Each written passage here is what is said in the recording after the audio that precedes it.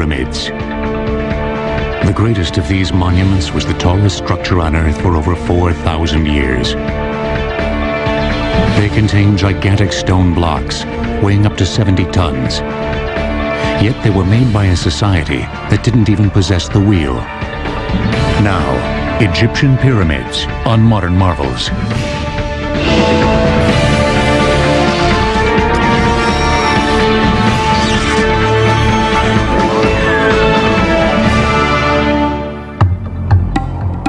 Inside the famous Great Pyramid of Khufu at Giza, a series of mysterious passageways lead through the mountain of stone. Passing through a magnificent grand gallery, the main passageway finally ends at a granite-lined vault, deep within the massive structure. Called the King's Chamber, many scholars believe that this is where the great Khufu was finally laid to rest. But was he?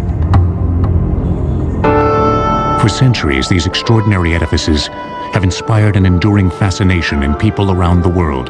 Generations have wanted to see them, study them, and unlock their age-old secrets, such as why and exactly how they were built. And yet, despite the best efforts of researchers, the solutions to many questions surrounding the pyramids remain tantalizingly obscure. The lack of concrete evidence from ancient Egyptian sites has complicated the problem. Even the application of the most modern technology has failed to unravel all the mysteries. Recently, however, new theories have been proposed, which call some of the key generally accepted ideas about the pyramids into question, and that may indeed solve some of the riddles concerning these magnificent achievements. One of the first mysteries about the pyramids is their exact number. Nearly 100 have been discovered in Egypt.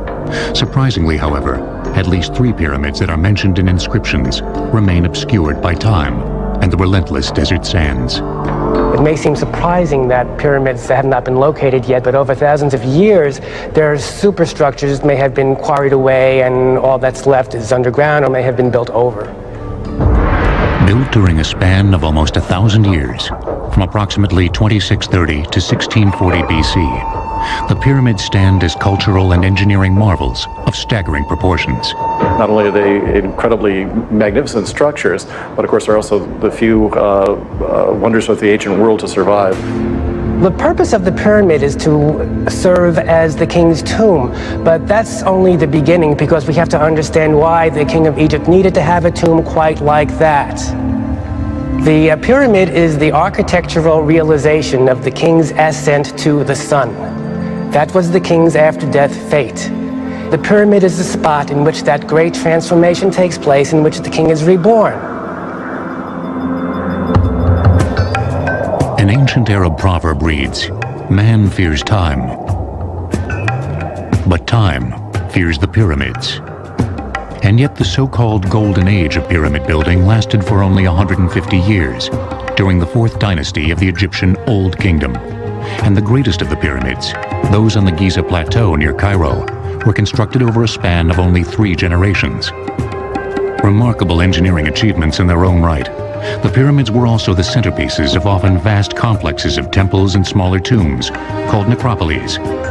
The word necropolis literally means city of the dead. So with the pyramid itself, we only have the monument over the king's tomb.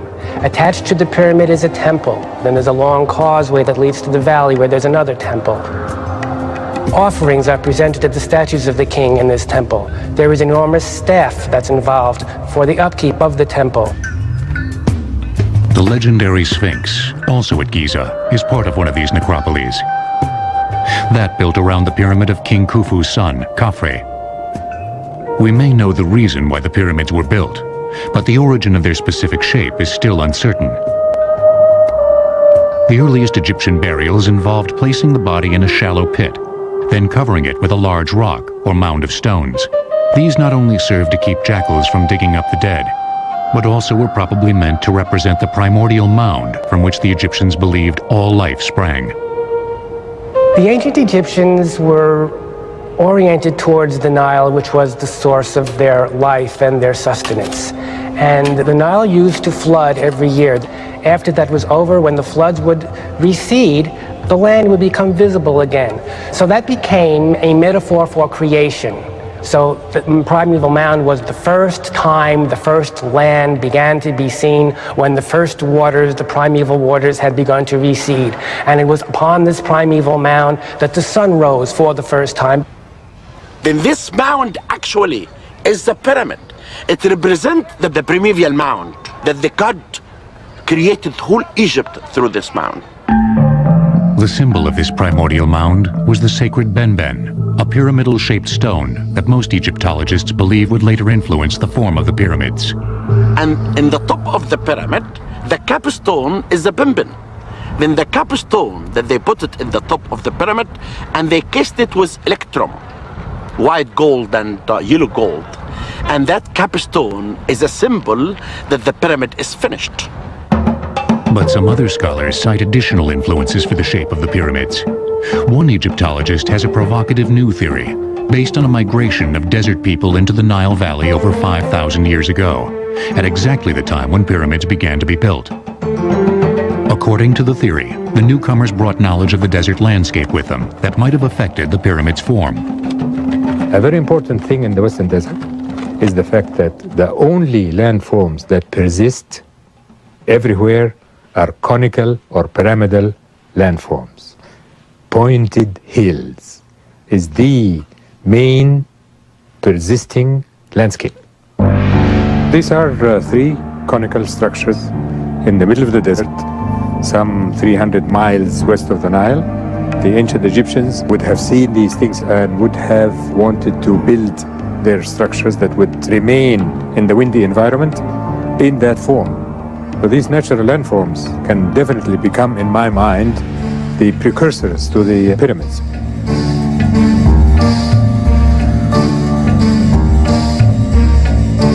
But before actual pyramids were built, Egyptian tombs went through another stage of development, the mastaba. Mastabas were low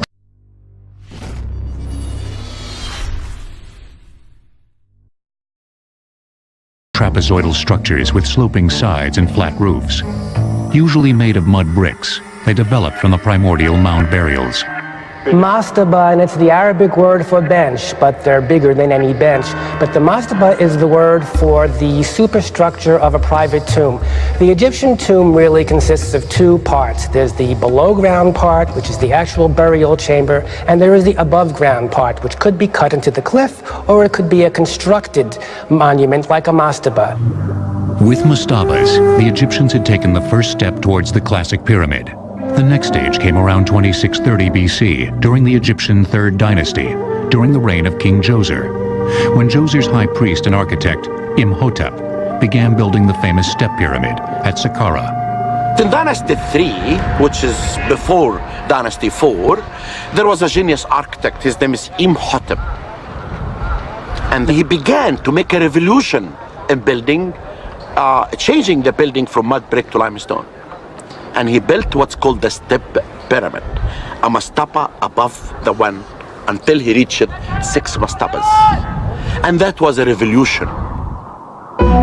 Soaring to almost 200 feet in height, with a base measuring 397 by 358 feet, the step pyramid is thought by many scholars to be the first large building in human history made completely of stone, and the first pyramid of any kind built in Egypt. Imhotep remains one of the few overseers of a pyramid whose name is still known. Exactly how he designed and planned the structure is not. We have from later times a papyrus where they planned a temple, and they knew in advance how many people they would need, how many food they would have to bring to the place, and how many stones would be needed. And so there must have been similar papers for all these pyramids, but unfortunately we don't have them. However, we do know how the workmen actually accomplished the construction. To move the stone, they used levers, wedges, and rope, usually pulled by teams of men, chanting, heaving at a 1, 2, 3 heave sort of thing.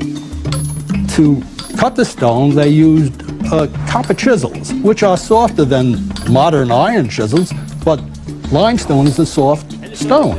Of course, it takes a lot of work, but they had the manpower to do it. The result is a monument that is as precise as it is imposing. Despite the remarkable symmetry of the final structure, however, archaeological investigations have proven that Imhotep did not plan for the monument to be a step pyramid from the beginning. He started with a mastaba, then he built a larger mastaba, and then he started piling them one on top of the other, so you have as though you have a stairway to heaven. Why the step pyramid was enlarged in these stages remains unknown. As magnificent an edifice as the step pyramid was, few later pharaohs copied it. Instead, they soon moved on to a new form, one that provided new challenges to their builders, and that would change the shape of the pyramids forever. The designer of the step pyramid, Imhotep, was so revered that in later centuries he was worshipped as a god. Egyptian pyramids will return on Modern Marvels. We now return to Egyptian pyramids on Modern Marvels. Just over a half-century after King Djoser built the step pyramid in 2630 BC, King Snefru came to the throne of Egypt. He would become the greatest pyramid builder in Egyptian history. Unsatisfied with his early efforts, Snefru erected no less than 3 huge pyramids during a reign that may have lasted up to 50 years. The first was the so-called collapsed pyramid at Meidum, begun around 2575 BC. During its building, Snefru decided to change the form of the collapsed pyramid several times. Why he did so remains unknown. How he did it is understood much more completely. It was built as a step pyramid originally, which was then increased in size. Then King Snefru, the inventor of the true pyramid, decided to change it into 4 smooth sides that met at a point high in the sky. And for me, that was the most amazing feat that I've seen in my studies. Because if you deviate the angle of one side, even a little bit on the bottom, it will be exaggerated as you rise to the top. And they never meet. You never get to the pyramidion, to the apex. Today, all that is visible of this pyramid is part of its inner stepped core, surrounded by heaps of loose rubble, thus giving it its collapsed appearance. In earlier times, archaeologists believed that it had indeed collapsed during construction, and was for this reason abandoned. But later research indicates that the pyramid was successfully completed, then was systematically stripped of its casing. Over the ages, that exterior was quarried, used for other buildings. Whole cities could be built from the stone that had been gathered there for the pyramids, and that accounts for its present appearance. Like the step pyramid completed 55 years earlier, the core of the collapsed pyramid was made with layers of stone that actually leaned inward. The step pyramid of Meidum was built with what was called accretion layers. They are layers of stone that are built circumferentially around a core, and they lean in, actually. One thing that is known for certain is that at some point during its construction, the collapsed pyramid was temporarily abandoned. For reasons that we do not know, in year 17, he left this pyramid completely unfinished. And he built in Dahshur the pyramid that we call it now the Bent Pyramid.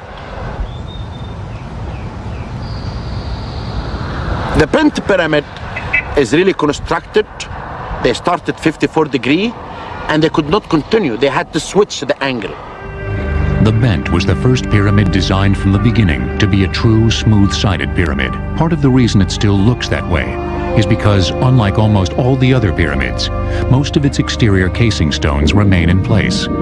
With a base measuring 617 feet square and a height of 345 feet, the Bent Pyramid is considerably larger than both the collapsed pyramid and the step pyramid. However, soon after construction began, problems appeared, problems that are still visible in the structure today. They built up a ways and discovered that cracks were beginning to form, internally and externally. So about halfway up, they changed the angle of the rise of the sides.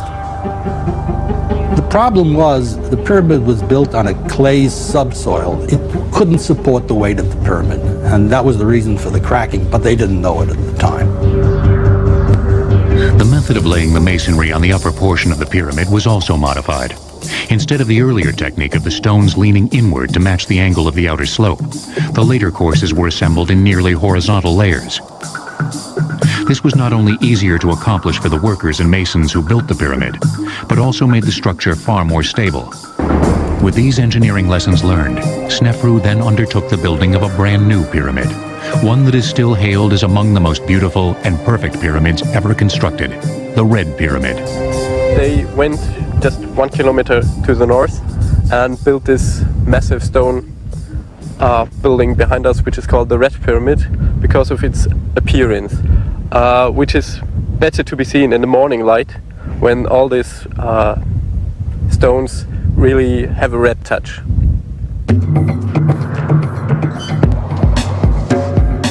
With a base 772 feet square and a height of 345 feet, the Red Pyramid is more massive but no taller than the Bent Pyramid.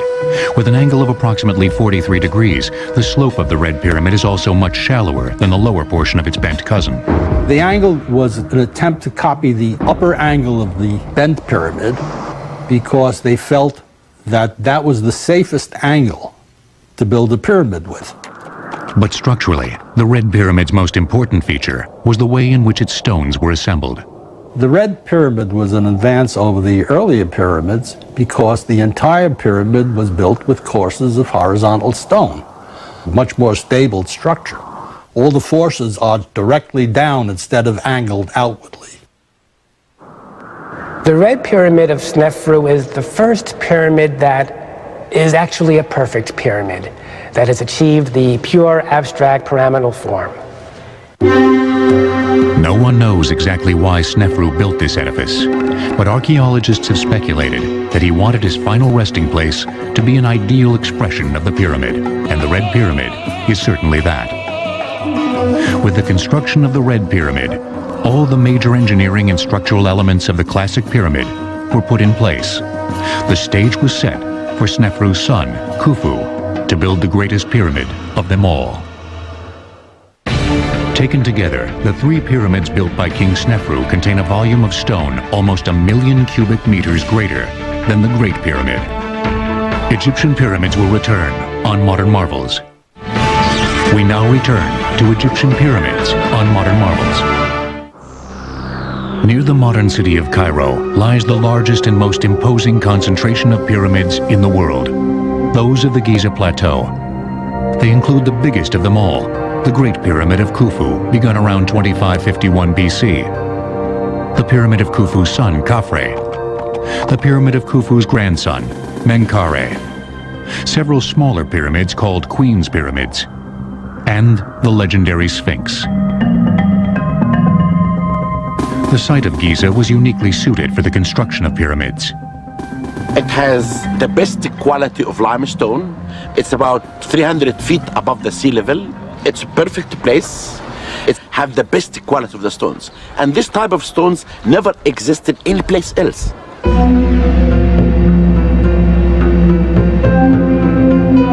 Giza was also less than a mile from the banks of the Nile, making the movement of manpower and supplies to the site far easier. The Nile was the great artery of ancient Egypt.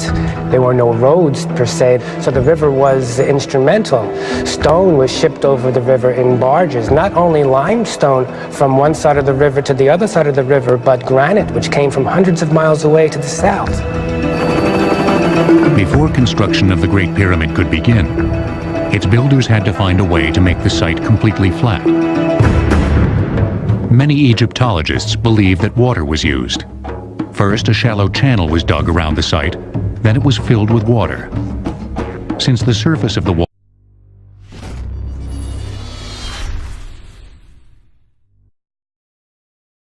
water would be exactly the same height in every part of the channel, the Egyptians only had to flatten the dry portions down to the level of the water.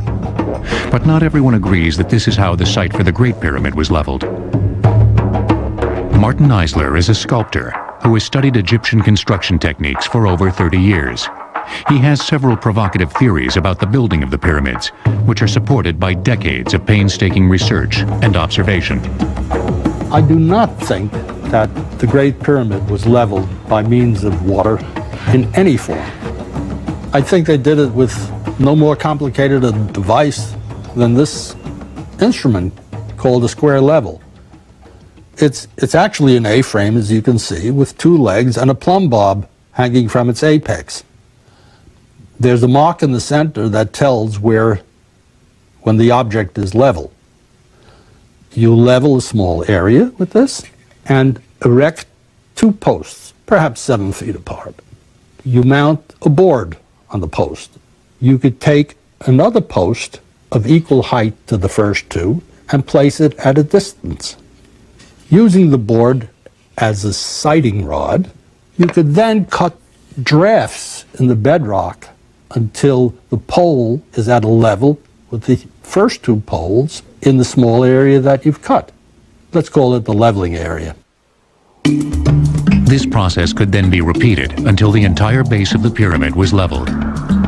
Yet while experts may disagree on the methods used to level the Great Pyramid, they all agree that the results were remarkable.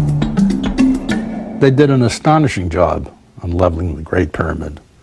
It deviates by less than an inch from the northern corner to the southern corner, which is a fantastic accomplishment. The next stage was laying out the base. This was important because the orientation of the pyramid was crucial for religious reasons. You often read about how closely the pyramids are aligned to the cardinal points, north, south, east, and west.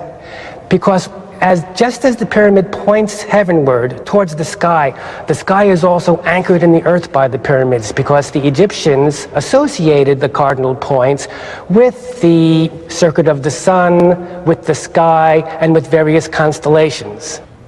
The generally accepted theory is that the pyramids were oriented using stellar observations.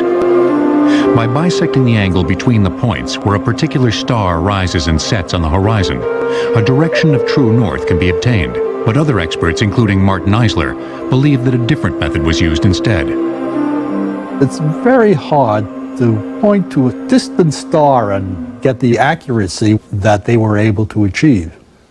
I think they oriented the pyramids by means of the shadows cast by the sun. First, the builders would have placed a perpendicular stake, called a gnomon, in the ground. When equal and opposite angles of the sun cast shadows over a gnomon, the bisection of that angle gives you a north-south direction. Whatever the method, the Great Pyramid was aligned almost perfectly, its sides having a variance of less than 1/15 of 1 degree from the cardinal points. Other measurements were equally precise, each side measuring 756 feet, with a discrepancy of only 4 inches per side. In order to actually construct this gigantic edifice, the Egyptians faced an equally gigantic problem in human resources management. Contrary to the popular image, labor was not performed by hundreds of thousands of slaves, but by peasant conscripts as part of a corvée, that is, as labor owed the state by the peasants, probably as part of their taxes. People are taken from the farms from all over Egypt. They are brought to a centralized spot, let's say Giza. They work together in organized gangs, directed by experienced masons and architects to build this Great Pyramid, which becomes a symbol of national identity. The workforce lived and died in its own worker city, right at the site, which was only discovered and excavated in the early 1990s.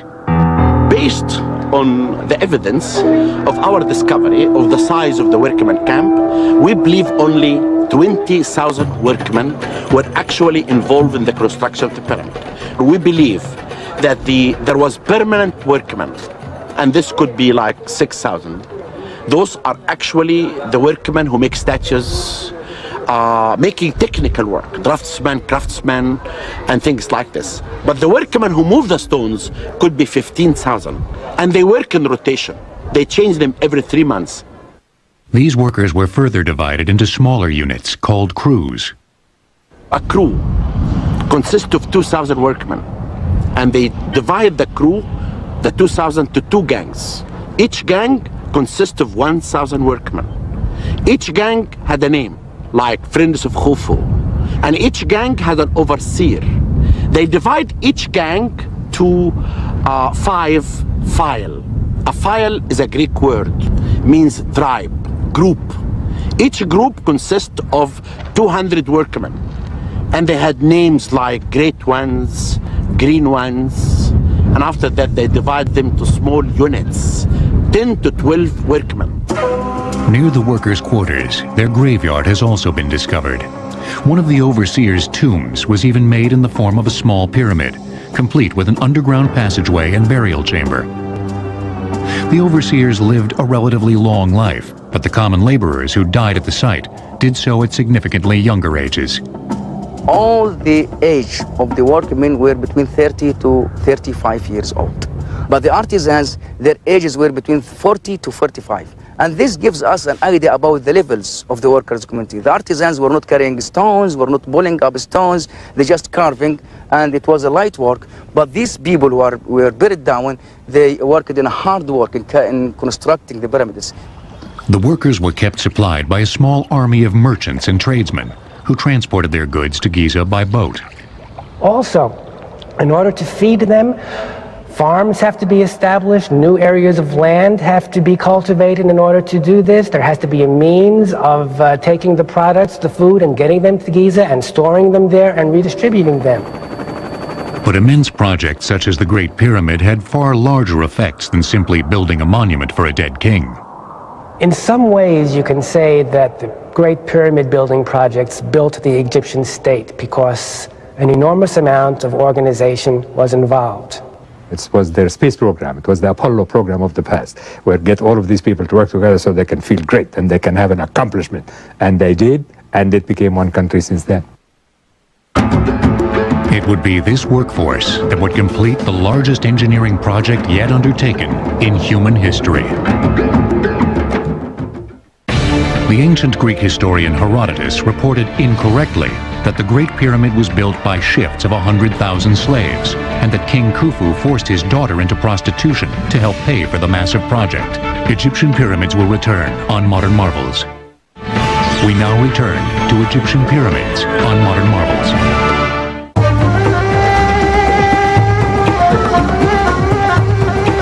The workers who quarried the majority of the building stones for the pyramids at Giza labored at a site that has only recently been cleared of debris.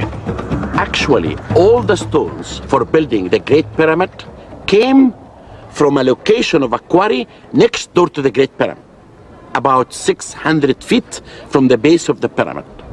And we discovered this location. There's a grid pattern in the ground from which blocks were removed. There were trenches built in grids.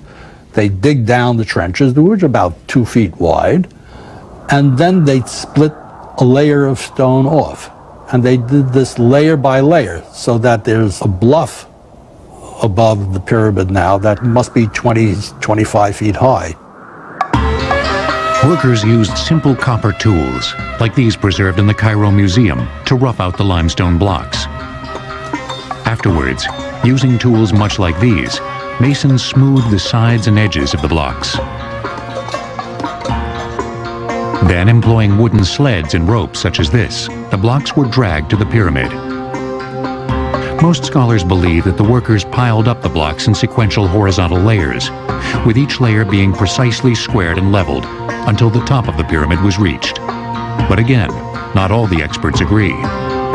Number one, the slightest imperfection on the bottom would assume a cumulative effect as it reached the top. In addition, when I looked at the Great Pyramid, I could see that almost none of the courses were truly level. And I realized then that this was not the way to go. There had to be another approach. And this is what I devoted many years to finding. Using the collapsed pyramid as a prototype, Eisler proposes that most pyramids built after the collapsed pyramid consist of 3 stages of construction. First, an inner stepped core, not unlike the core of the collapsed pyramid, was built. Then, the base was enlarged, and the large steps were progressively filled in with a second layer of smaller steps, creating a shape much closer to a true pyramid. Finally, the small stepped exterior was encased in a layer of finely finished limestone, creating a true smooth-sided pyramid. Because so much of the original stone remains on the Great Pyramid, it is impossible to tell if this three-stage process was used in its construction. But as evidence for his theory, Eisler points to a number of smaller pyramids, called Queen's Pyramids, that stand alongside the large pyramids at Giza, and which were built at about the same time. And the remains there show a nucleus of large steps, which were then filled in with what we call packing stones, which are smaller stones, and brought it to a more pyramidal shape. And finally, this whole thing was encased with a mantle of smooth limestone that met at a point in the top. There are also several theories concerning how the stones were raised to the height of the upper courses. Most of them involve the construction of ramps that either spiraled around the pyramid as it grew, or led directly to the current level of construction. The ramp that the Egyptian used to construct the pyramid was huge, constructed of stone rubble and mud.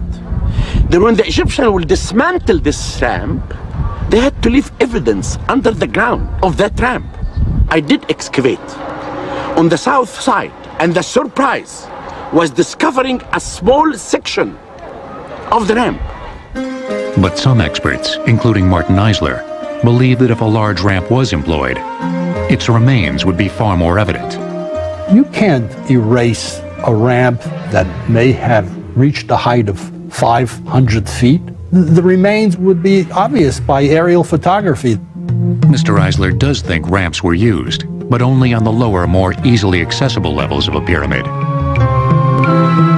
For the higher stages, he believes another method was employed. I believe they got the stones up the pyramid by putting a slideway of planks along the side and pulling the stone by a crew of men who are located up the pyramid and snubbing the rope around a log which is further up the pyramid.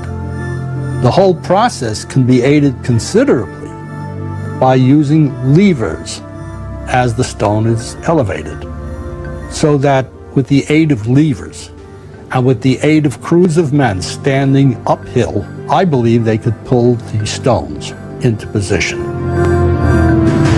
Indeed, at many pyramids, notches in the building stones which may have been used for the placement of levers are still visible. Though controversial, the idea of pulling and levering the stones into place does address the shortcomings of the various ramp theories, but as of yet, no one knows for certain exactly how the ancient Egyptians, a society that didn't even possess the wheel, accomplished this remarkable feat of engineering. Once all the blocks were in place, the Great Pyramid was capped with a triangular piece of granite, meant to represent the sacred Benmen stone, symbol of the primordial mound, much like this one which was found at Giza, which may have been coated with a hammered-on layer of gold. Then, using the same methods that were employed to raise and place the other stones, the body of the pyramid was covered with a casing of fine white limestone.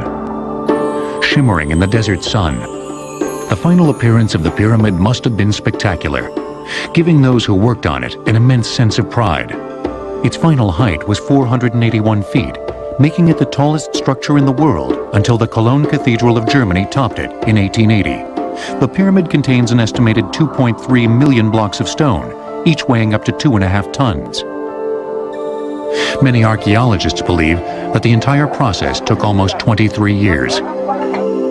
As impressive as the exterior of the Great Pyramid is, its interior is equally remarkable. As in the case of all earlier pyramids, there are a series of tunnels and chambers. The interior arrangements of the Pyramid of Khufu are elaborate. There are 3 burial chambers, and it is not agreed today whether there are supposed to be 3, it was intended from the beginning, or whether they were revising their plans.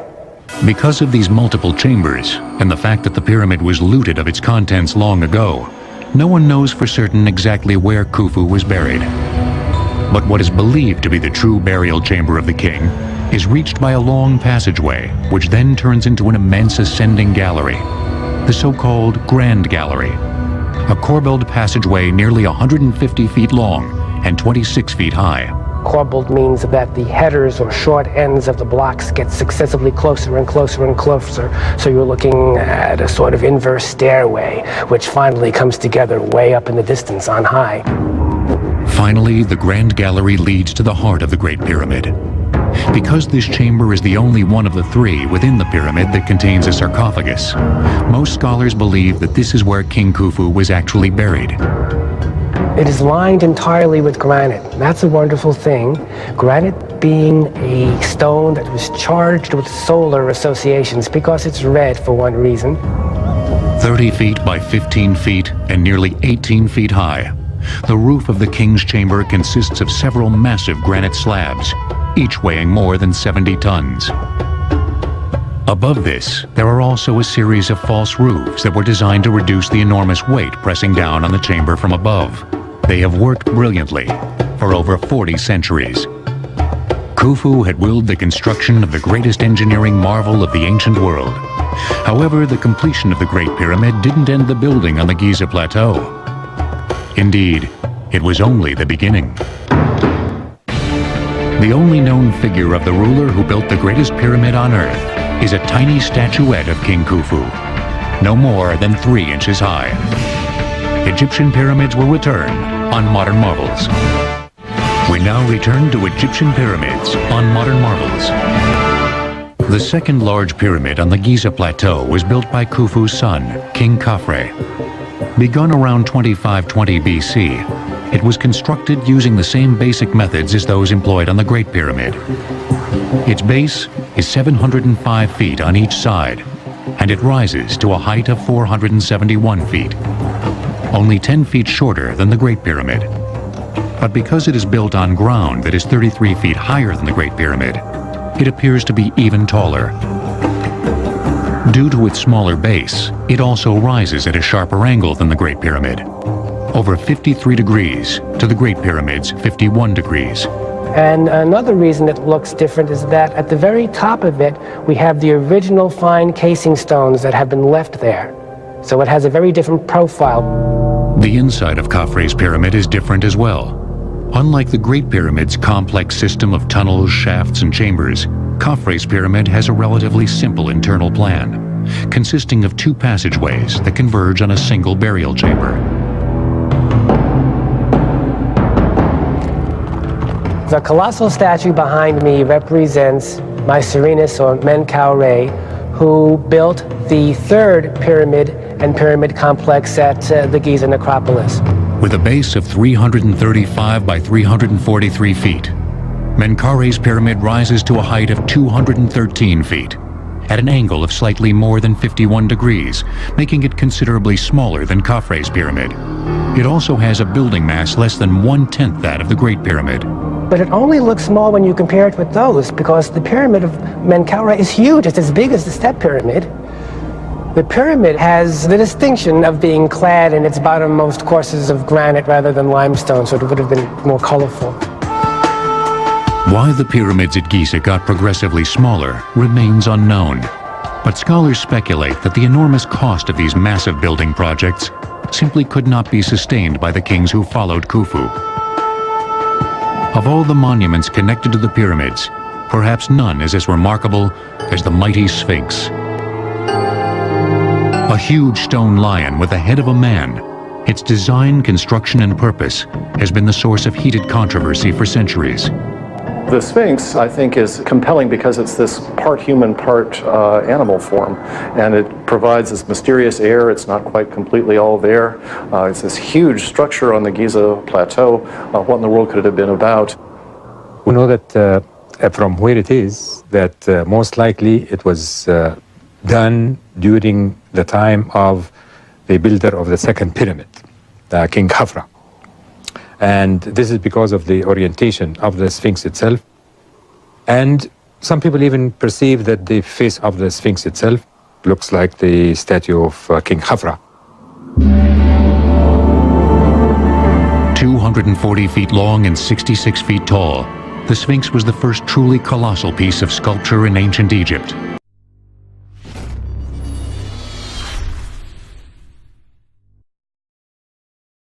Its builders began by quarrying a U-shaped ditch out of a solid limestone base of the Giza Plateau. Then, they sculpted the body from the block of stone that made up the center of the U, making the bulk of the monument actually part of the plateau itself. A recent theory makes an even more direct link between the Sphinx and the natural landscape. I really think if you look at the setting of the Sphinx, you can see that it is more part of that environment that most people give it. Why do I say that? It's because we see things like that almost identical to it in the Western Desert due to total natural erosion. These natural features are called mud lions. This here is a Yardang, or a mud lion, or a natural Sphinx. There are huge numbers of these in the Western Desert in Egypt, and that's why I'm saying that the ancient Egyptian may have borrowed that shape from this natural landform, knowing that it is part of the majesty of the land. For hundreds of years, there have been rumors of secret tunnels and chambers within the Sphinx. Not long ago, those ideas were put to the test with ground-penetrating radar.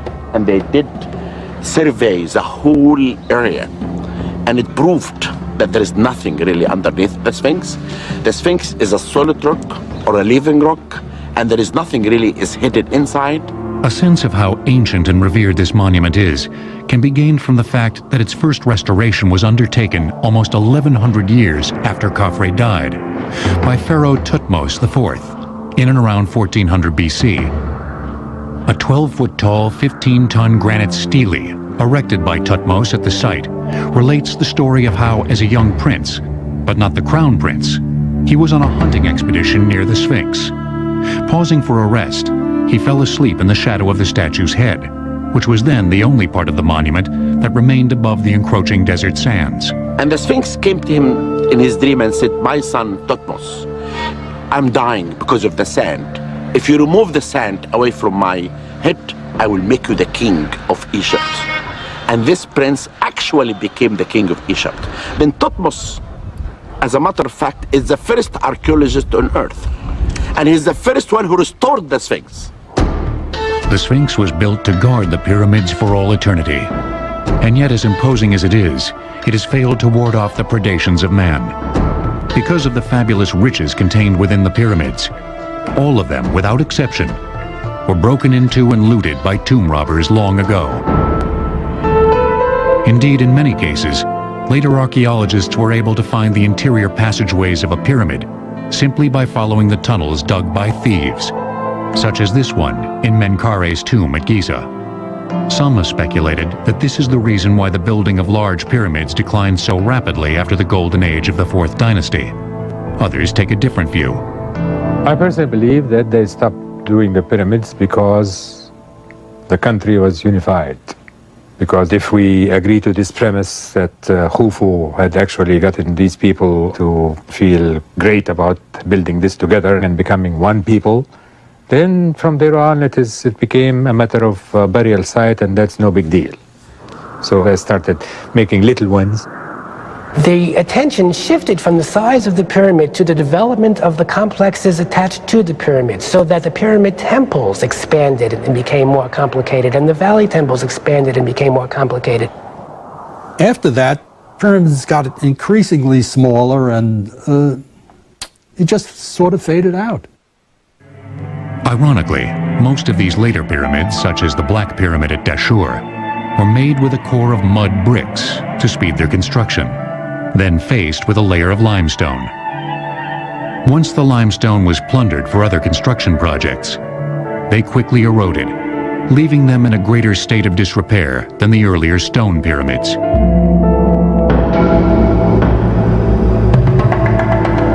As long as the pyramids have stood, and as much as they have been studied, new research promises to unravel even more of their ancient riddles. New techniques of analysis and investigation are developed and can be applied, and we find out new things all the time because of that. So that the pyramid field is never exhausted. Yet, even as new theories are examined and old ones discarded, the pyramids will continue to maintain their compelling allure. I remember when I first saw the pyramids, it was in fact as a graduate student. I was flying in to do research, and our plane passed over them, and I saw them from the air, and I got to admit, I got teary-eyed. And I'm sure that we'll know more, because I always say to people that you never know what the sand of Egypt might hide of secrets. Some secrets of the pyramids may remain locked within their stony embrace until even they succumb to the passage of time. But even as new knowledge sheds light on their ancient mysteries, the Egyptian pyramids will remain as eternal monuments, not only to a bygone era, but to the boundless ambition and ingenuity